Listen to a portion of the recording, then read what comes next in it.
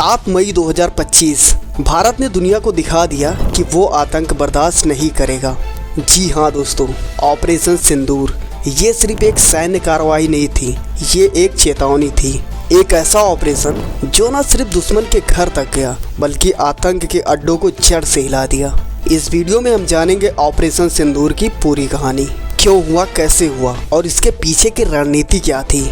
So video को and तक जरूर देखिए क्योंकि ये कहानी भारत की सैन्य ताकत और राजनीतिक इच्छा शक्ति की है। 22 अप्रैल को जम्मू कश्मीर के पहलगाम में आतंकियों ने मासूम देशवासियों को जिस बेरहमी से मारा, मैं बहुत सख्त शब्दों में कहना चाहता हूँ, जिन्होंने ये हमला किया है उन आतंकियों को और इस हमले की साजिश रचने वालों को उनकी कल्पना से भी बड़ी सजा मिली। 22 अप्रैल 2025 पहलगाम जम्मू कश्मीर, एक शांत जगह अचानक गोलियों की गूंज से दहल उठती है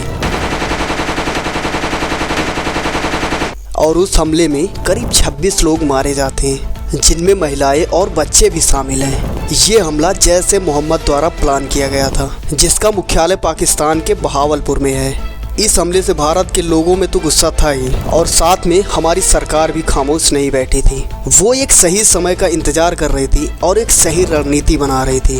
भारत सरकार ने सर्जिकल और एयर स्ट्राइक के लिए सेना को फ्री हैंड दे दिया। रो मिलिट्री इंटेलिजेंस और टेक्निकल सर्विलांस के जरिए पाकिस्तान और पीओके के आतंकवादी कैंप्स की पहचान की गई। इनमें मुर्दके यानी लश्कर का बेस, बहावलपुर, सियालकोट और कई पीओके के इलाके शामिल थे। ये ऑपरेशन तीनों सेनाओं की संयुक्त कार्रवाई थी, लेकिन नेतृत्व एयरफोर्स ने किया। 7 मई की रात इंडिया ने 9 टारगेट जगहों पर मिसाइल और हवाई हमले किए। ये हमले इतने सटीक थे कि हर कैंप पूरी तरह से ध्वस्त हो गया, but Pakistani military and infrastructure को जानबूझकर नहीं छुआ गया, क्योंकि अगर भारतीय सेना ने पाकिस्तानी सैन्य अड्डों या सरकारी स्थानों पर हमला किया होता तो ये सीधे युद्ध का ऐलान माना जाता। ऐसे में पाकिस्तान को भी जवाबी हमला करने का रीज़न मिल जाता, जिससे दोनों देशों के बीच पूर्ण युद्ध की स्थिति बन सकती थी। भारत का उद्देश्य था आतंकवाद को निशाना बनाना, इसलिए भारत ने यह दिखाया कि वो आतंकवाद के खिलाफ है और इस विषय पर इंडिया को अमेरिका, फ्रांस, रूस ने भी समर्थन दिया। इंडिया ने यह दिखाया कि वो लोगों की सुरक्षा करेगा लेकिन इनडिस्क्रीट युद्ध नहीं छेड़ेगा, बट यदि किसी ने छेड़ा तो उसे छोड़ेगा भी नहीं। भारत ने इस ऑपरेशन को फोकस्ड, मेजर और नॉन एस्केलेटरी बताया। भारत ने इतनी खतरनाक प्लानिंग की थी कि पाकिस्तानी सरकार को पता तब चला जब धमाके हो चुके थे।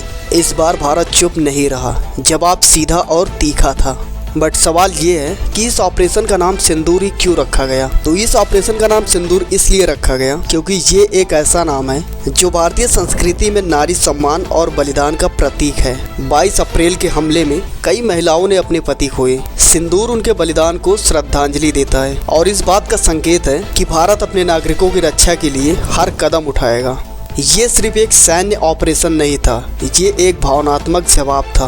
भारत के इस जवाब पर अमेरिका, फ्रांस, इजराइल जैसे देशों ने समर्थन जताया। यूएन ने संयम की अपील की, लेकिन भारत ने साफ कह दिया ये आत्मरक्षा थी। पाकिस्तान ने शुरुआती तौर पर इन हमलों से इनकार किया, बट सोशल मीडिया पर वायरल वीडियोस और स्थानीय मीडिया ने सब कुछ दिखा दिया। और यही नहीं, ऑपरेशन सिंदूर ने कई स्तरों पर काम किया, जैसे आतंकवादी ढांचों को ध्वस्त किया, पाकिस्तान को सटीक संदेश दिया, भारत के लोगों को विश्वास दिलाया कि सरकार और सेना उनके साथ है, और ये भी दिखाया कि भारत अब दिखावे की नीति नहीं अपनाएगा। भारत की नीति अब बदल चुकी है, जो मारेगा वो मरेगा। बट सवाल ये है कि क्या ये अंतिम ऑपरेशन था? नहीं, जब तक आतंक के अड्डे जिंदा हैं, भारत की सेना चौकस रहेगी। साथ ही ये भी आवश्यक है कि डिप्लोमेटिक स्तर पर दबाव बनाए रखा जाए। ऑपरेशन सिंदूर सिर्फ एक जवाब नहीं था, ये एक नई नीति की शुरुआत थी। एक ऐसा युग जहां भारत चुप नहीं बैठेगा बल्कि हर हमले का सही जवाब देगा, वो भी अपने तरीके से।